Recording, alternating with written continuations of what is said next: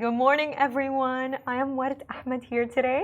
And I'm Abdul Majid Awan. And here is the Smashy Business Show for you today. It's Friday. Today it's the 8th of November, and we have really, really exciting topics for you. Yeah. How are you today, Majid? It's I'm good. nice to have you back. Just feeling under the weather a little. Yeah. I guess everyone is. It's the weather is changing in the Emirates, in Dubai, in the UAE, everywhere in the Middle Eastern region. So yeah, just a little under the weather. But I'm back. You know what's so strange? Whenever we think like, oh, okay, it's gotten cold, Yeah. it goes right back to the humidity. In the morning today, it was a little hot because usually I don't turn on the ACs at home in the morning. But today I had to, like, for a little while. Maybe, every day is a different day in Dubai. Yeah. Be it business or be it weather, every day is a new day, a different day. So, yeah. And just to start with our topics today, number one, we have Bella Hadid. Essentially, what she did is that she called this Dubai-based bakery Tauntaun out of control beautiful. And Nice. this bakery Tauntaun, it's in Wasl 51 in Jumeirah. Oh, nice. Now, the reason why I see this, the lens that I see this incident from is honestly, Majid, when influencers or just famous celebrities in general comment on a business, that business truly does boom. Yeah. It does make a difference. Yeah, a lot of Dubai businesses, the startups or bakery startups even, when they establish themselves in this hub, everyone comes here, to be honest. We see Cristiano Ronaldo walking the streets, Haaland walking the streets, sports star. Then we see Ryan Babel was here, one of the football stars, on the Love in Dubai show yesterday. Everyone comes to Dubai for some reason, for one reason or another. So yeah, these startups get a lot of hype from that. It's good. One of the positive things, a little related to this, is that His Highness, the Dubai ruler, he usually visits London, and he also goes to the brands which are Dubai based and have expanded to London. So we see a lot of posts from them that whenever His Highness is there, or His Highness Sheikh Hamdan, Faza is there, all of these people, whenever they go to any country, they try to find someone who has a Dubai origin or a UAE origin, and they go visit those places. So it's a very good technique, not for brands, not by brands only. The rulers themselves, they want to promote their local brands. So it's a very nice mix-up of everything. I love those videos that they're going there. And even here, sometimes they're going to, you can see the Dubai rulers and the UAE ruler roaming about on the streets and going to brands. So it's a very nice move from them. Gives them a push in marketing. This bakery now getting a push from Bella Hadid. Obviously, it'll do good. You know, they even posted it on their Instagram, like showing their gratitude. Yeah. And honestly, I'm so happy for them because Bella Hadid, she has a lot of followers on Instagram. Yeah. She actually posted it on her story on Instagram. Yeah. And but to be honest with you, we see the influence of influencers and celebrities and businesses, especially in fixed dessert. Yeah. And the fixed dessert chocolate would actually No one knows it at fixed dessert. Everyone calls it viral Dubai chocolate, exactly, right? exactly. And what the immediate cause of the fixed dessert fame was actually this influencer, this foodie influencer in Dubai. Her name's Maria. She posted a video of their chocolate. And she got like more than 60 million views on that video on TikTok. And from there on, it immediately became the Dubai chocolate, the Dubai chocolate. And you know, by the way, not only has like the entire world imitated it, but now the very best creators of chocolate, Lindt, have recreated it, by the way. Just recently, like I saw the post this week, Lindt now have their own Dubai chocolate. But it's so funny because, by the way, I see it everywhere. Baskin-Robbins now has the ice cream. All of these like very niche chocolate brands. But to be honest with you, Majid, I still don't think that all of these brands recreating it takes away from the value of what Sarah Hamouda, the founder of Fix, has done. Because if you think about it, all of these versions, I would basically call them like a dupe or like the fake one, honestly. I would. Yeah, just let's go back to invention or like creation. Someone created a wheel, right? But now we have like 5, 6 big wheel companies for cars, automotives, everything. So it's good that one product gets a lot of attention, and then a lot of people create replicas, call it fakes, call it whatever. But it's good that one brand, one new idea getting recognition, and then everyone trying to copy it. There's a lot of good about it because that brand gets a lot of recognition because people are like, no, no, no, brand loyalty, we'll eat this chocolate only, fixed dessert only. But other brands coming up, they give competition to fix as well. And competition is always good for the consumer. I love whenever there is a competition, good competition going on between brands, because that way the consumer also always benefits, because brands start like stop compromising on quality. They'll give you the best quality at a very affordable rate, because if they know that if we don't, someone else will. So it's always good for the consumer. I love this competition going on between brands. Even the biggest brands, Pepsi Coke debate is like nearly a century old now. Everyone talks about Pepsi or Coke. Like everyone talks about Ronaldo or Messi, everyone is like Pepsi or Coke. So again, competition builds good quality in product, and it also gives rise to more, I would say, more quality for the consumer, more price affordability. Everything becomes great with competition. I actually, I also tried the one on Noon. So Noon, they also replicated it, and I believe they call it the big. Lulu also has their own this chocolate brand. Everyone now has a kunafa sort of chocolate brand. So even if you can't get your hands on fixed dessert, you can at least get a taste of what it may feel like. By the way, like them recreating this chocolate, I don't believe it just created competition. What it also created is almost a trend that might just be left behind in like 2024. Because if you remember when like it was such a big trend for, I mean, they still do it, but for brands to put Cheetos on everything, they put Cheetos on burgers, on ice cream, on mac and cheese. Now, by the way, now when I think about that, I think of it as in, oh, that's so 2019. And what I'm afraid with fixed dessert is that it becomes something in like a decade's time where people are like, oh, that's so 2024. Do you get what I mean? I think that might happen to it. But at the same time, the competition, I don't think it's that much of an issue, because think of it like this. Okay, like I'm somebody, I can't afford the fixed dessert chocolate, right? So I go for one of the fake versions. But in the end of the day, that's the most real version. If it still has that value, because it's the same way with bags, it's the same way with the shoes. Of course, the fake shoe, it's something, right? But if you actually get the real thing, it's almost a luxury.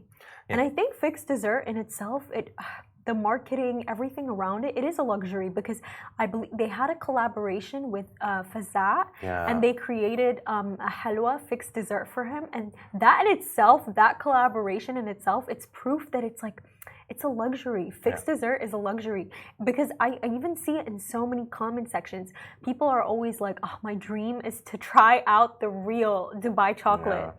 So I think your point, a lot of points, but mainly like 2 or 3 main points are like social media is the biggest power right now for any brand. One, the new media wave, all the social media platforms, it's the biggest thing that you can use for your product. The old techniques of hoardings and everything may work, does work sometimes. Depends brand to brand, but it's now gone down. Everyone wants something on social media, collaboration with a influencer, collaboration with the brand, this and that. Second point, the real taste, the original taste, it is always going to be the original taste. You can't change it. You can't, like, if you talk about any other brand, every brand has their own unique taste or unique touch, be it clothing, food, chips, biscuits. You can find like 100 type of chocolate chip cookies in the market, but you will have a favorite one. Maybe I have a favorite one. I may have a local favorite. You may have a global favorite. So it depends on the taste buds as well, but good marketing, obviously. gives you the edge. And luxury-wise, this point that you made, that it's a luxury to eat Dubai. But at the Dubai's same, viral chocolate. I don't think it was just good impossible to order it. marketing. No, I don't. Yeah, it is. But I don't just think it was good marketing. By the way, I think it's what she did is she created something that it wasn't existing in the market. It wasn't there. I've read a lot of comments and social media things that it was already there in some form. It wasn't like chocolate kunafa like the way she gives it in the form of a bar. But I've seen that a lot of people are saying that, oh, already kunafa chocolate, like kunafa with chocolate spread over it was there. She just turned it into a product. So I think it's good branding. She made a brand of it. In some form, it already existed. Nutella kunafa, must have heard it if you're in this region. People eat it. There's Nutella paratha, there's Nutella everything now. So people knew about this. It's just that she turned it into a unique thing and then marketed it properly. So creating a brand out of an existing thing. In a chocolate bar though. Yeah, that's the thing. shape, the form, the final product that we see, exactly. it wasn't in that form. You know, it almost reminds me of Willy Wonka.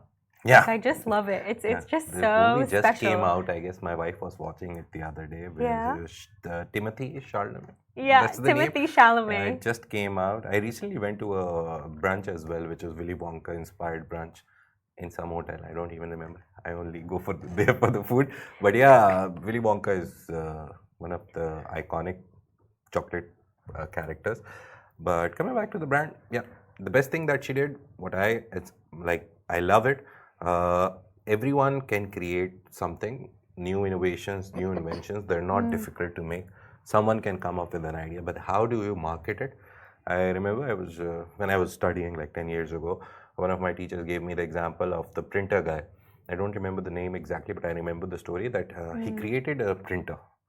And at that time, he created printer, scanner, and all the three things that you get in a photocopier as well. So he created it, but he didn't know how to market it. So for nearly 10 years, no one bought it from him. And then eventually Xerox, which we know as, Xerox copy, can you make a Xerox copy of this? It became a brand name. Xerox was the company which was called something else back then. They bought it and they realized that it has a very big potential, the photocopier, scanning and printing machine. So they bought it and it took him like 10 years to get it's like the go-to product in every office. Obviously, we're going away from paper now due to sustainability, but for like good, nearly 50, 60, 80 years, printers, scanners and photocopiers, they were the best thing possible in your office or anywhere. So yeah, creating a product is not the last step. It's the first. Actually, it's step 0. Then how do you sell it? How do you market it? That's the main game. And creating this chocolate wasn't that difficult. Kunafa already exists. Chocolate already exists. The combination, nearly the Nutella Kunafa thing, already existed. She created it in a brand thing, and then she marketed it properly. That's like the Steve Jobs thing that she did. Steve Jobs didn't make the Apple or iPhone or anything. He was the marketing guy. So the products became Apple because of Steve Jobs' marketing and sales mentality and like the expertise that he had. Likewise, her also did a good job with it. Yeah, I see what you mean. One problem I have with the brand, that sooner or later she will have to expand. And what's that plan? That we have to see, like how does she plan to expand it? How does she improve the production? This is always my concern, that there will come a time when the virality of the chocolate will go down. And then what? Then what's plan B for her? She needs to think on it. Just a suggestion, sister. Yeah. So I agree with you. I agree with you. But just on the topic of Tauntaun Bakery, this is so great for them because the brand actually just recently launched this year. So this is really going to help them with business. And also on Bella Hadid herself, I'm not sure if she's still in Dubai, but the fact that she was here for such a short amount of time and she still managed to get that post out, because by the way, influencers and celebrities, they get sent so much stuff. So that somebody remembers to post something about you, that is so huge. And just on the topic of Bella Hadid herself, just recently this year, she had a controversy with Adidas. So essentially, she was a part of the Adidas campaign, and she was dropped from it because the shoes that she was marketing from them, they were a part of the 1972 Munich Olympic Games, and during those games, I believe 11 Israeli athletes died, and Israel saw the entire campaign as a threat, and Adidas responded by dropping her from the campaign. Because Bella Hadid is a very strong, like a pro personality for Palestine. She is Palestinian. It's so amazing to see how, despite the backlash that she faced from the entire event, she's still like continuing to be one of the best supermodels in the world. Like just recently, there was a Victoria's Secret fashion show. Bella Hadid was there. A lot of time, right? Yeah, and she also launched her own perfume brand. By the way, I believe they sell their largest bottle, 100 ml. It's $100, which is not too bad whatsoever. So we can really see that, this is a character who not only does she not only does she reign within her own landscape, but she also understands the importance of supporting other businesses. I think from what we see here. Again, Bella Hadid, every big personality that's like household name, everyone knows them. Them supporting small businesses is always a good move. Actually, it shows the softer side of celebrities as well. It's not just that they liked it. They also want to show the world that, we have this softer side. We just don't want our brand, like Arabella or her perfume brand or anything that she has under her brand name. She doesn't want them to become big. She also wants to support the SMEs and the whole industry around her. So again, very good move from any celebrity, not only Bella Hadid. If anyone, you did a story about Rihanna wearing a jewelry brand, right? Emirati women's jewelry brand. I remember it was at this football game. Yeah, so she wore it there. Recently, someone else wore an Egyptian jewelry brand. So these brands coming out of this region, they're growing. Everyone is wearing them. Everyone is liking them. And they have very good designs. They have their own. Even the necklace that I'm wearing right now, it's by this brand. It's called Cairo with a K, and their jewelry, it's absolutely beautiful. Yeah. So the Middle Eastern touch to the jewelry and designing and everything, not even jewelry, perfume-wise, everything-wise. Remember we talked about Dubai's, UAE's biggest exports were perfumes in a report. So they have their own touch, and the world is recognizing that Emirati or that Middle Eastern touch, and they're loving it. So good for all the brands. Good for business for everyone. So next story, there's Harsh Sajnani, CEO of Dubai-based startup Kingpin. He has emphasized the importance of great business partnerships. He actually told a story on his LinkedIn that how he met his first investor, Amir Farha, founder of Kotu Ventures. And it's a very nice story. We did a story on this, that how he went into the chat, and the chat was not about the product or anything. The guy, Amir, he just asked him about how he spent his childhood, what he did. He wanted to understand the person, not the brand at that point. And then they got into a partnership, and eventually Kingpin grew, obviously. They have 200 brands they're working with, 4,000 buyers and across 75 countries. It's a warehouse management system as far as I remember, as I read. So it's good that he gave a lesson in entrepreneurship. That partnership, your first partnership, or at least any partnership that you do, always find good people to partner with. Not the people who just want money from you. I agree with you. But what's a lesson that you have for future entrepreneurs, Majid? Just a lesson in general to be successful. I did dip my feet in entrepreneurship in my good days. Good days? The days are still good. Like the time between 20 to 25 or 26, 27, where you get a job and you make some savings and you want to do something. You have this energy and passion to do something. The only lesson that I learned from one failed venture was that always have a lot of money in the back.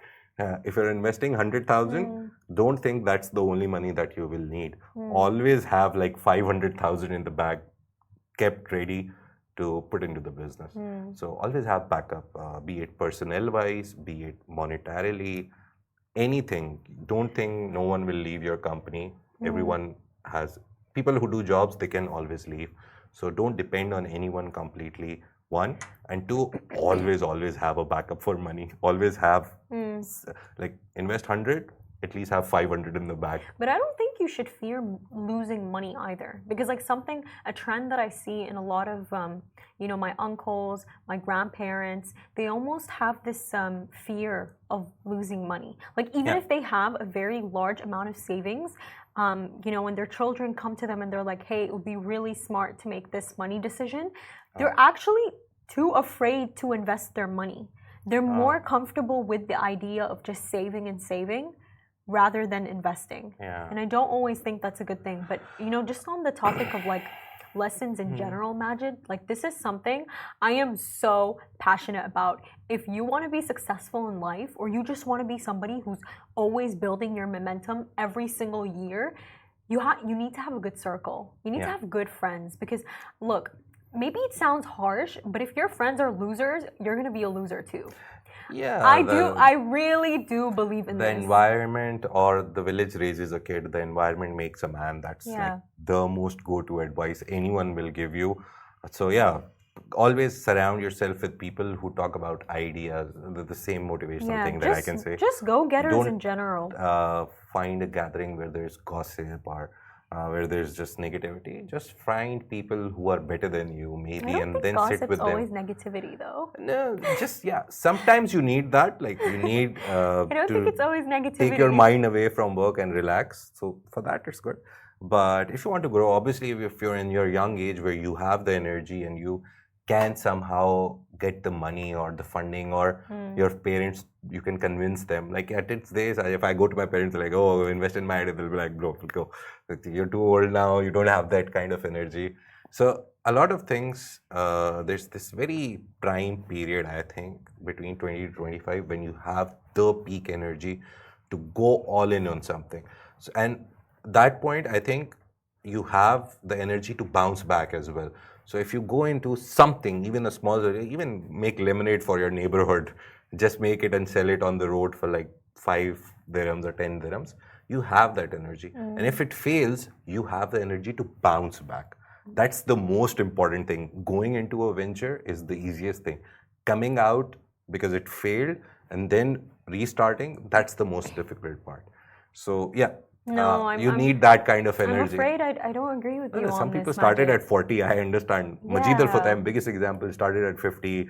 Lulu owner started around 30, 40-ish. They're great examples. Again, you can count them on fingers. So now in this day and age, I believe everyone is coming up with a startup. Again, going back to Sir Martin Sorrell, recently he was at Athar Festival, and lastly at the Expand North Star, he had the same advice on both occasions. Learn Chinese, learn Arabic, learn Spanish, and learn coding. So you can make a startup or at least do something, because these 4 things, according to him, will create the future in the media and creative landscape. So this big guy seeing this, starting French right now. I think there is a sense of truth in what you're saying, but I believe the most pertinent thing that any of us can ever do is actually cater to our natural talents. Because like, for example, I have a friend, she finds it very easy to like pick up languages. Like even right now, she's in the process of learning Chinese, and imagine she picked it up very quickly. Like everybody's very different. Everyone has different natural talents, and I believe that if you want to succeed in life, you should cater to your natural strengths. I don't think you should try to be, anything macho. I think you should just cater to your natural strengths. It's a good idea that you're saying. Yes, why not? But what if you fail, and what's the plan B? So you always have to have A to Z plans. Like always have backup plans. Look, with failure, it's not necessarily a bad thing. Fail fast so you can get better. Because in the end of the day, there's not one thing on this earth that even if you begin it and even if you're completely passionate about it, that you're going to be good at right away. You need time. Like, of course, you can read about it as much as you want. You can research about it as much as you want, but it's actually being there. It's experiencing it. It's doing it that makes you better at it. So like even if you fail, that's fine. Keep, like this is truly my mentality with anything in life. Show up every single day, experience it, be in the process, and you're good to go. Maybe the improvement, it won't come now, it won't come in a month, maybe even 6 months, but like, you know, year by year, you're gonna see that improvement. How old are you? I told you, you're at your prime age, 20 to 25. That's the time when you have this kind of energy, the positivity and hope that you have in you. This is the prime time to do whatever you want to do in life. And yes, fail and come back again. I don't think it's just me though. Like for example, with my father, Majid, my father, he, the way that he actually started, you know, I was even telling him this. I was like, Dad, I got my first job before you. But my dad, he's somebody who, his first job, he worked for Etisalat. He has a telecom degree. So he worked for Etisalat, then he moved on, he started working for Siemens, and then after Siemens, I believe he was about your age, by the way. Around that time, he was like, okay, I've been an employee now for more than a decade. I want to start my own company. And then he moved to Sudan and he started 3G technology, which until the war now, it was, you know, they stopped their operations because of the war in Sudan, but it was a very, very successful business. And, you know, for my dad, like, even I asked him, I'm like, why didn't you like start it earlier? Why didn't you go for it earlier? And he told me that it's like something you build over time, you build that expertise. So I don't think it's necessarily about you have that energy now. I think, you know, my dad like building up his portfolio, you know, because he is my role model, just seeing him build up his portfolio, you know, what I really saw was somebody, they built their expertise over time. And because they built their expertise over time, they were able to go build something in Sudan and make it successful. Like, I believe one of the clients of his company, it was Kanar, and Kanar was basically a subsidiary, an ex-subsidiary for Etisalat. So you can see how no, I don't agree with that 20 to 25 is your prime. I feel that within this time, maybe you're figuring things out, you're going to be confused, but there's always a chance. There's always a chance. I am extremely positive. I am not a realist. No, I am not. You gave your answer in your own story that your father started his first job later than you. You started it right now. So you have to understand the world is moving very fast. Energy. But the world is moving very fast. People are coming up with startups at the age of 21, 22, even before university. The guy we're talking about, he like started at 22, 23, did something. So everyone is coming up with a new idea now because of the advancement in tech and so much ease of doing, like starting a business, and everyone getting access to venture capitalists or in the modern world, at least in the like developed world, in Middle East at least. So everyone wants to do something. And right now, if you wait till you're 30, even if you wait till you're 30, the ship would have sailed. Someone would have done something that you wanted to do or you thought was a good idea. So at that point, you'll have to upskill yourself and find a new idea. And at that point, you'll be fighting with a 22-year-old who has the new idea of that time. So you have to understand with technology, every 5 years, 10 years, something new is happening. So you either keep upskilling yourself every year, 2 years to stay with it. But again, you fighting a 22 or 23-year-old at 33-year-old, trying to beat them at their game because they grow up with that technology. They are born into that technology. You wouldn't believe it. I never saw a phone till I was 7. You were born with a phone, right? You were born. No, I didn't get a phone right away. No, not get a phone, but you saw it. Your father was using it, your mother was using it, everyone was using it. I didn't see a phone till I was 7, and the phone that I saw was this big. We had to go up on a mountain to talk to people and then even incoming calls were charged. So I saw that. Today, if you tell me to fight a kid on TikTok who knows TikTok inside out, who knows the algorithms, who understands the content that they need, it will take me a lot of time to understand it. Obviously, I am in media, so I understand it because job. It's my work. But not everyone can. So that's my point. At 20 to 25, experiment as much as you can. Even if you want to like choose a field, this is the prime time to choose a field and set a target line for yourself that I'll spend this much time in this field, learn this, make a list, and then at this age or after these many years, I will start something on my own. So it's not like 20 to 25 is the age to start something. It's a very good age to plan something in the future. So yeah, you have the energy to do a job, go to the university, then work on your startup, and then keep your social gathering. You need a lot of energy for all of this, right? To keep a social life, to keep a professional life, and to keep on working on your own ambitions and projects that you think can become something great. That time is the prime energy time. That's it. I don't think don't want to start, no problem. Go into a field, take experience, but keep a timeline for yourself and plan the planning part in that age. You will have your brain also works in a very fast way, better way. After 30, the graph is like this. It's I not don't know, up. Majid. Maybe Yeah, this might the be a average subjective human life on experience. this planet right now is 55 to 60. That's the average age. If you exclude the extremities of like people living to 100 and people dying early because of disease and everything, the average life is 55 to 60. So 30 years, if you start, you're already on a downslope. So it's better to start early, fail, come back again. You'll always have time. Let's quickly go on to yeah, we go into a lot of I don't know, these are metaphysical debates or career debates, but I love her energy in this, to be honest.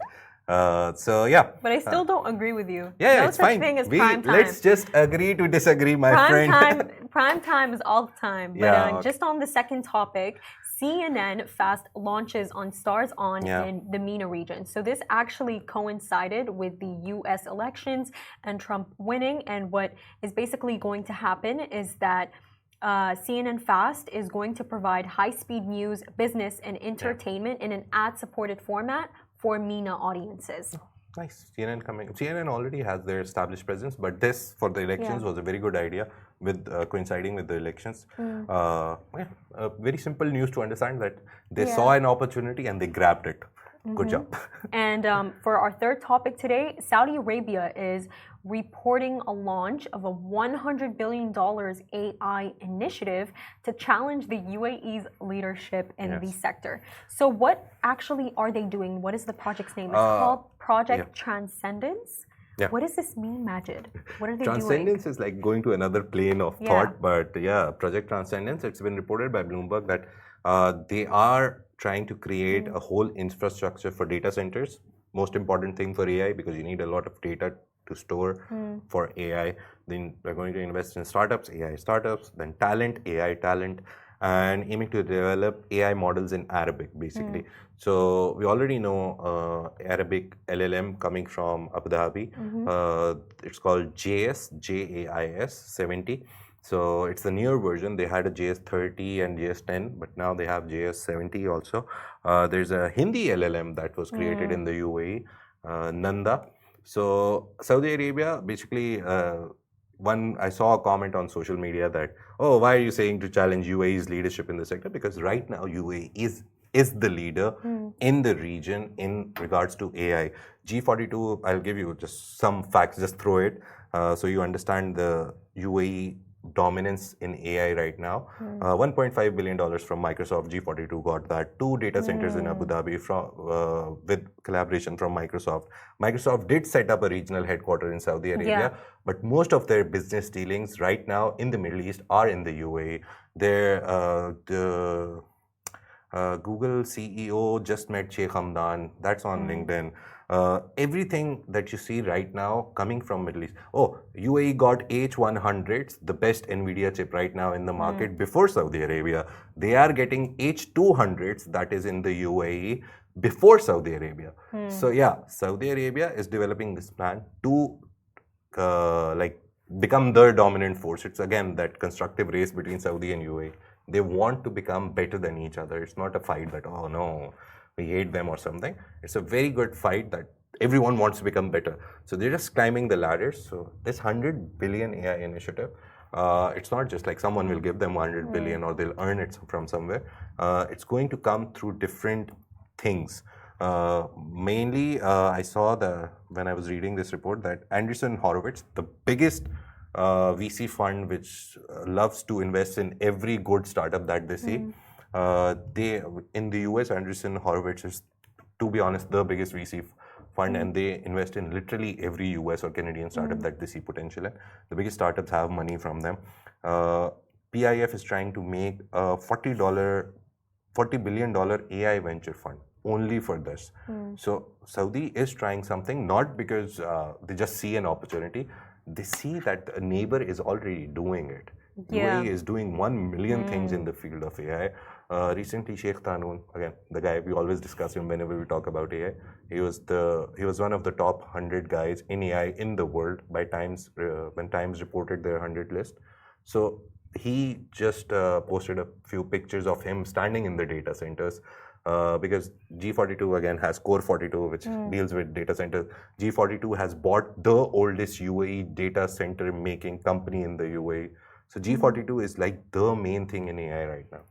So this whole argument is that, yeah, Saudi Arabia developing this fund is to beat UAE's dominance, or at least become dominant themselves in the AI field. Because that's the future, to be honest. Of course it is. And with that being said, thank you so much for watching, everyone. To every single one of our viewers, we appreciate you so much. This is the Smashy Business Podcast, a part of the Smashy production under the Augustus Media Podcast Network.